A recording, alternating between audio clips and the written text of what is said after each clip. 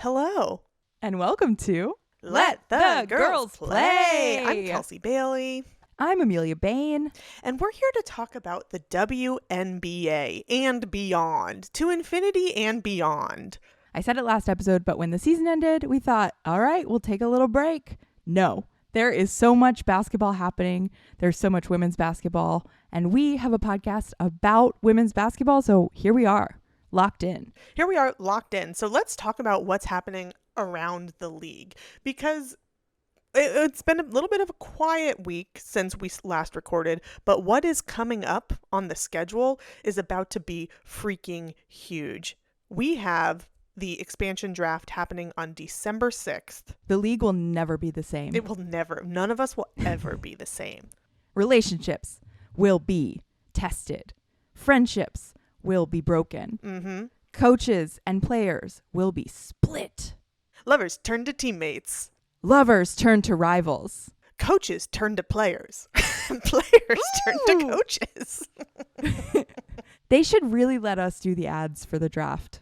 Let's talk about the Valkyries draft a little bit. Let's talk about it. I have a freaky little spreadsheet that I made because I am someone who hyperfixates on things, believe it or not. Kelsey has a spreadsheet that she has taken a screenshot of, but she won't share the file with me because there are other pages on the spreadsheet that she says if I saw them, I'd never look at her the same. So at a later date, maybe we'll talk about who we think we, Amelia, Coach Kelsey and Coach Amelia would save from certain teams, and who, as Coach Amelia and Coach Kelsey, we would take from certain teams to draft our Golden State Valkyries. We're going to play GM a little bit. We're going to play GM. So let's talk about there's been one new hire since we last talked. We've been talking about who are these coaches going to be, what is happening in this league. We cannot handle another coach being fired. I have not heard any other news about the Seattle Storm since that article broke about the looking into potential bullying from the coaches on the team of the Seattle Storm. So right now, the new hire from Utah head coach, and that is Coach Lynn Roberts. Shout out Lynn. Coach Lynn Roberts. She is the new head coach of the Los Angeles Sparks, the team that I now will be going to games, but still She's need still to be a Liberty convinced. girl at heart. I'm still a Liberty girl They at might heart. win her over, and maybe Lynn is the key to winning you over to Sparks fandom. Lynn is my middle name. I'm excited for Lynn Roberts. It just seems like she's ready for this challenge. Mm-hmm. She loves having pressure on her, and being a coach in that market in LA is immediate pressure. Absolutely. And they're also a team that struggled this season. So it's a team that I'm pumped continues for her. to have a lot of changes. I think there's something happening within the Los Angeles Sparks administration. So I really hope that Lynn Roberts is what they've been looking for, and we can right this ship. Also, we said that's enough men That hired is for enough head coach men. positions last episode, and we didn't get a man head coach. Yeah, So at the time of good job. recording, we have not gotten a new male head coach since our boy going to Atlanta. So let's see what DC, Dallas, and Connecticut have to say. Again, we are campaigning hard, and we are campaigning fiercely for Coach Latricia Trammell going to the Washington Mystics. So that's right. let's see if our little podcast can make an impact. And I think if it actually happens, I feel like we energy that we did that, we need to harness that for good somehow. This is what I want. I want either DC to hire Latricia Trammell, or I want Dallas to be like, we're so sorry. We made a mistake. Come back, baby. And we're going to give you twice as much money. We need you to coach up Paige. The Dallas Wings also still without a coach. Still with a coach. And do you want to say your gossip that you heard about some of the players from Dallas? Oh, yeah. I know there has been some Instagram activity on the Wings that suggests to me we're not going to see the same Wings team that we saw last season. I never unfollow people. I mute them. So to unfollow someone, you really gotta Oh, I have people who if I saw them on the street, it would be jump scare. Yeah. I don't want to see you. Yeah. Who I still follow on Instagram, but they're just muted. Yeah. I mute everybody. Then I forget that I'm even following them. And Mhm. then, whatever. So to unfollow, one, you're really sending a message. And two, you want people to see that. Satu, where are you going? A lot of people in the New York Liberty Reddit are losing their minds thinking that Satu wants to come to New York. It just doesn't make sense. We don't need her. I think we don't. I mean, obviously, like any team would be lucky to have her, but I don't think that's our priority right now. We've got whose starting spot would she take? Leo's? Yeah. But I say we keep Leo. I Come say we on. keep Leo. You know how I feel. I just bought a Phoebus jersey, so please, Liberty, protect Leo. Yeah, maybe she can go to Los Angeles. I don't know. She can go to, I don't think Seattle would need her. I don't know what the hell's going on in Seattle. There's a lot of Indiana chatter, but that's just because Indiana fans talk the most on Reddit. Yeah. You know, They be yapping. they be yapping. Yep. And we love them. Yeah. Maybe she wants to go to the Valkyries. Maybe she wants to be the star of the Valkyries and like their I think that's great. what's the word? Their Franchise player? franchise player. Yeah. I'd love that. I think that's a good. If Satu wants out of Dallas, which I don't know, I wouldn't blame her necessarily. A fresh start. I think that's a lovely place for her. A lovely place. And close to sort of Oregon where she went to school and has, a fan base. So maybe they would travel to, the Golden State Valkyries to watch a game. But yeah, who knows where she's going. But we know that we're going to be watching who she follows. I'm monitoring the situation. And by that, I mean other people are monitoring the situation and I'm looking at Reddit to see what they're saying. Mima's Yes. monitoring Reddit.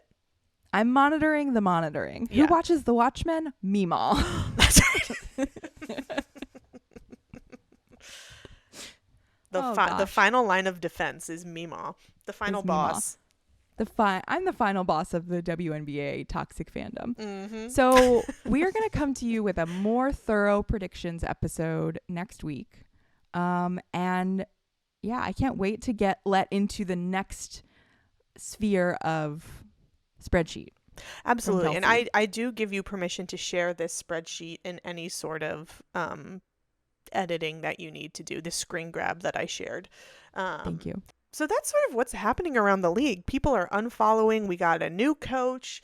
A huge seismic shift is coming to the WNBA with the expansion draft. So let's move on to Unrivaled, the WNBA Junior. WNBA Junior. Lil Dub. It's some of the best are now officially on teams. These teams that we were speculating about just based on the name alone, now they have like a bit of an identity. Yes. Each of these teams. And there's a really in-depth video if you would like to watch and learn more about how these rosters were put together. It was put together by the 6 coaches for Unrivaled in a peek behind the curtain where they just truly drafted all of the teams together before even knowing which team they were going to be the coach of. So it was truly blind, like they were just putting together the best dang teams. And some of these teams look freaking fierce, and some of them just look like the New York Liberty. Some of them look like the New York Liberty / former Seattle Storm. Yeah, some of them look like the 2018, 2019 freaking Notre Dame Fighting Irish with Marina Mabry and Jackie Young on the team together. But let's talk about it.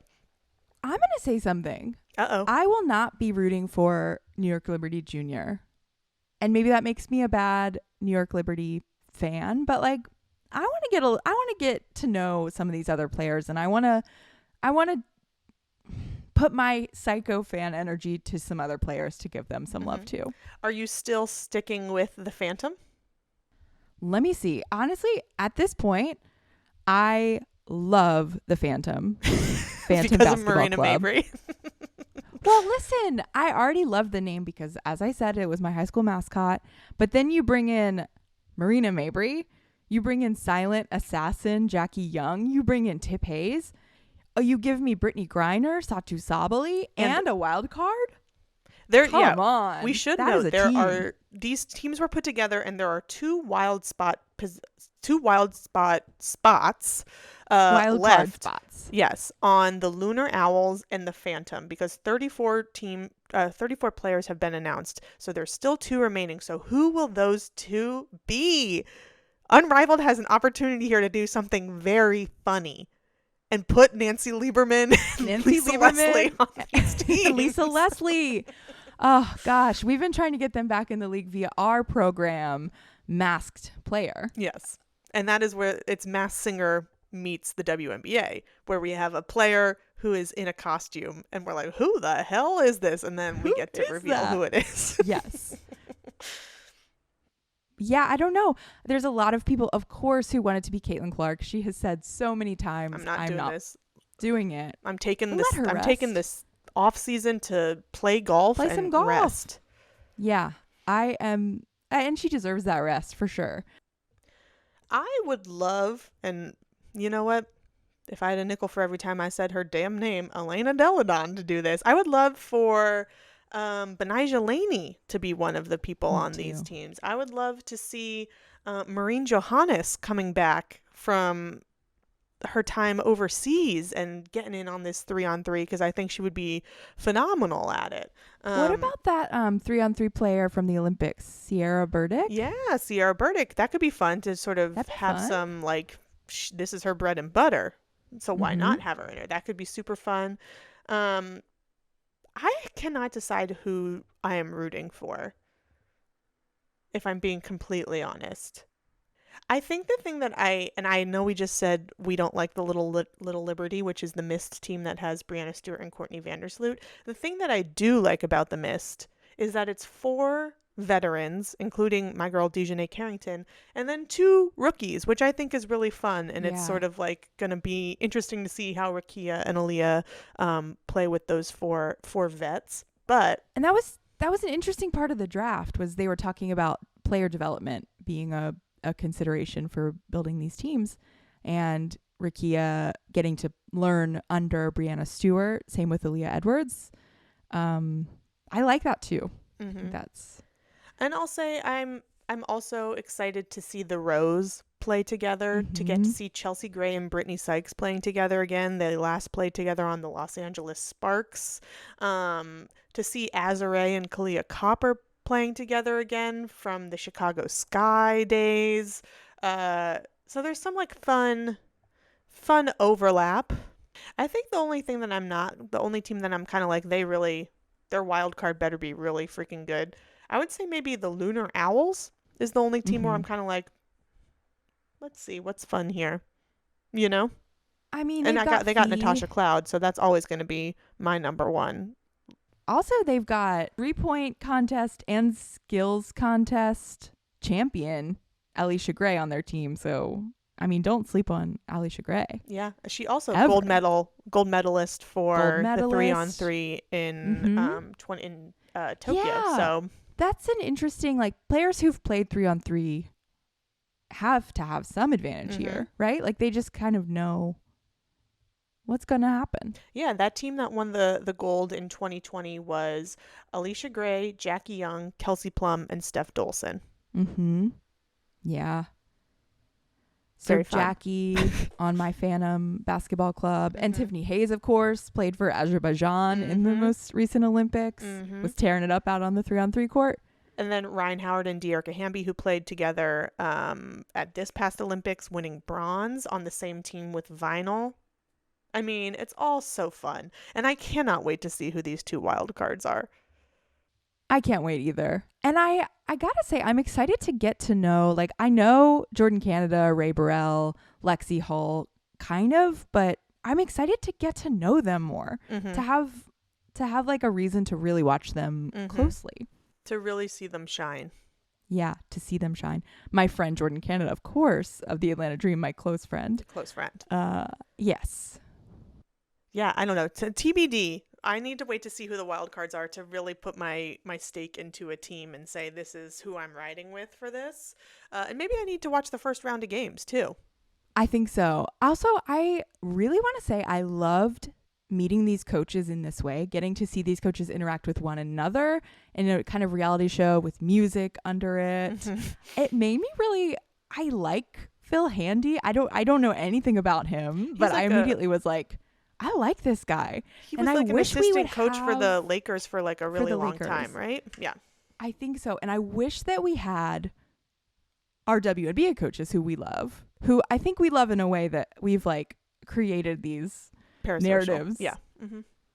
I would love to see them interacting in this way. And I hope the WNBA can learn from what I think is going to be a big success with Unrivaled, which is we want more of these personalities, which leads back to that documentary. What was it called about the Players Association? Oh, Shattered Glass.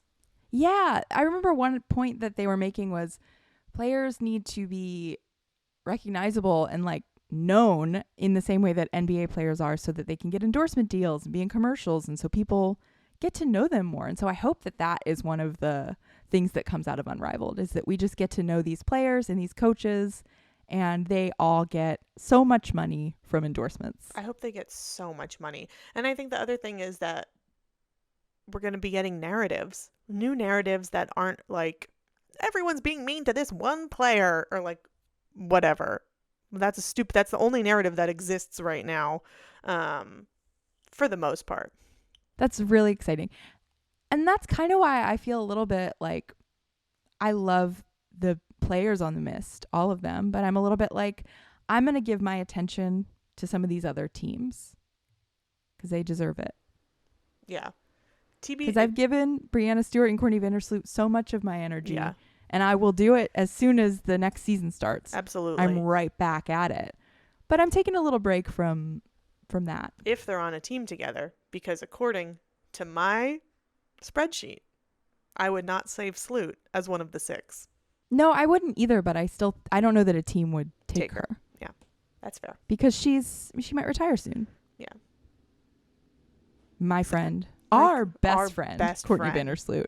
Show the picture. I have a good wild card. Allie Quigley. Oh, that's cute. Allie Quigley.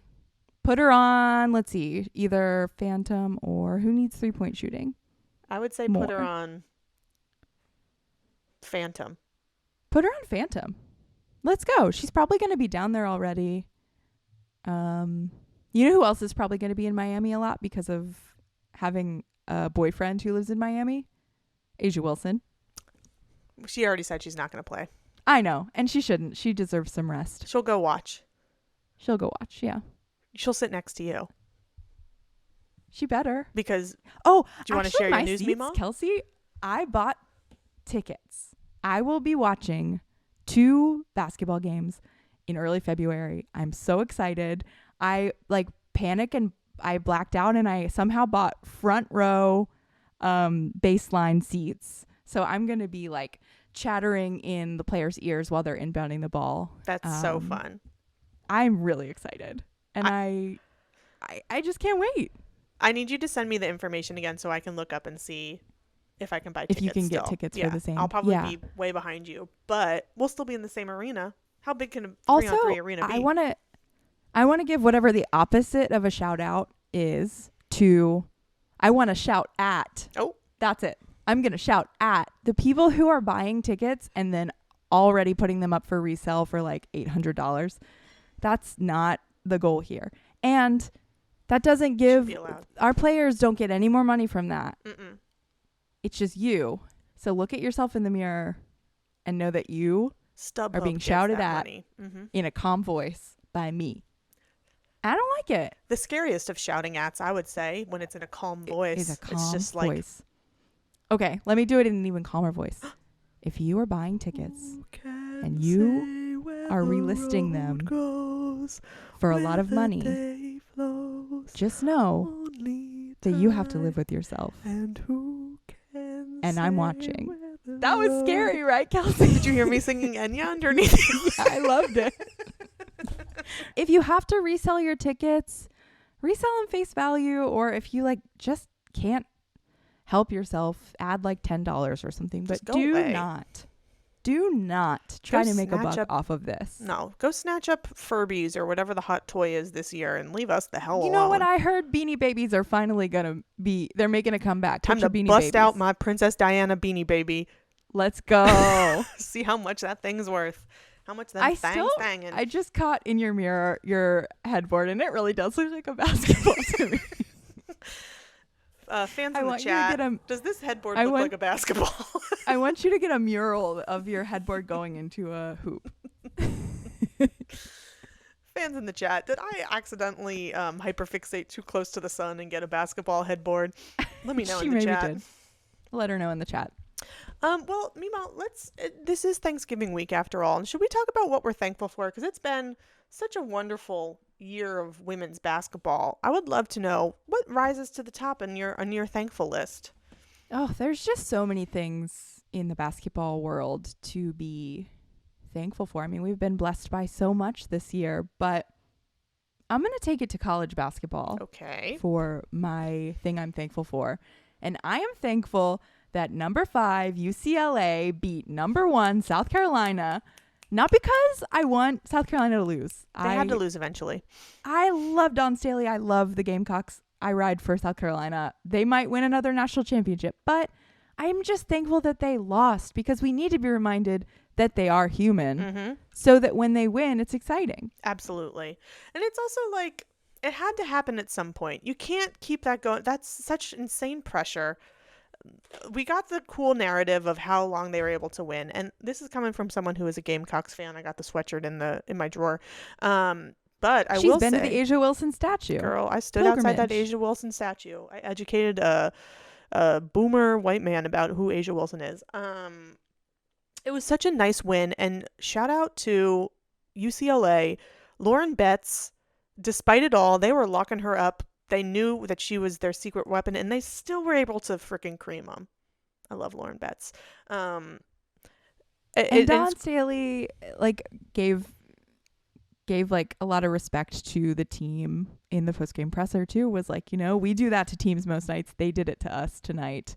They played beautiful basketball. Mm-hmm. They sure did. They really did. And it's just a little preview of this season's going to be so good. Mm-hmm. And now UCLA is ranked number 1. Number 1. Look at how does it feel as an LA resident to have one of your local schools? Amazing. I'm so happy. I do think you have better college teams to root for in your immediate vicinity. Like I could get up the road to UConn. But you could go up. I could go to Rutgers. Yeah, Rutgers is the thing that's closest. Syracuse is probably too far, but it's very exciting. I did buy tickets to the USC UCLA game, the fight for the city, if you will, and I'm very excited. It was also so fun to see all the UCLA girlies of teams past sitting courtside. Like Charisma Osborne was there, Kennedy Burke was there, Jordan Canada, Michaela Onyenwere. Like they were all courtside for this huge win. It was the first time UCLA ever beat a number 1 seed team, or like a number 1 spot team. So shout out UCLA, go Bruins. That's a great thing to be thankful for, Mima. I am so thankful, and I'm thankful for our friendship because I might come out and stay at your apartment to see that game with you. It would be so fun. Battle for the city. Yeah. We'll have so much fun. It's on a Saturday too, so even better. Get a little weekend trip. Yeah. Mm-hmm. I have 3 things written down. And so I was reflecting on the past year. Number 1, I wrote Sabrina on her knees. If you remember that game against Seattle where Sabrina was literally on her knees, got a rebound, threw it back up, and it went in. Just because that was so fun. And also, damn, if that wasn't a wake-up call for Seattle to start rebounding, I don't know. Also, so funny that you're thankful for a Sabrina shot and it wasn't the Sabrina shot from the finals. You're like, no, this one. But I loved it too. It was a good moment. Yeah. Number 2 is, I've talked about it so many times, but it just makes me chuckle every time, was Alicia Clark inbounding the ball to Enrique Gumbawale. Yeah. And number 3, I just have written down Dijonay. You're just thankful for Dijonay? I'm so thankful for Dijonay. This. Yeah. When she did that. Yeah, for Buckle In. Just for the energy she brought to this season. I'm thankful for, so many things. It seems like your theme is like humor. The funny Joy. moments The in things the that brought me joy. Ellie the elephant, I would say she also is something I'm thankful for. So thankful for Ellie. And I'm thankful for, you said Dejanay, but I'm thankful for the beautiful friendship of Dejanay Carrington and Marina Mabry that we did get Honestly, on the court. Now there's the narrative. There's the storyline. Thankful for that. Absolutely. Thankful for our Marina Mabry, our Scrappy Doo coming to the East Coast. Our Scrappy Doo. Oh gosh, I'm so thankful for so much about women's basketball. I'm thankful for this podcast and the community we have around it, the people that are watching our little videos, who are listening to the show. We appreciate you. And dare I say we love you? Yeah, I love you. I love you. I'm in love with all of the people who watch our podcast. It's true. And I think I'm just thankful for everyone involved with women's basketball. I'm thankful for everyone involved with the WNBA, coaches, players, front of house, back of house, whatever that may mean to you. Mascots. Fans. Mascots. Because everybody involved with women's basketball, which I'm going to expand it to because right now we're talking about college and Unrivaled and things beyond the WNBA, is a hero. Except the refs. Do you think they're going to have refs at Unrivaled? Yeah, they have to. Yeah. And we're coming for them too. Bye. Bye.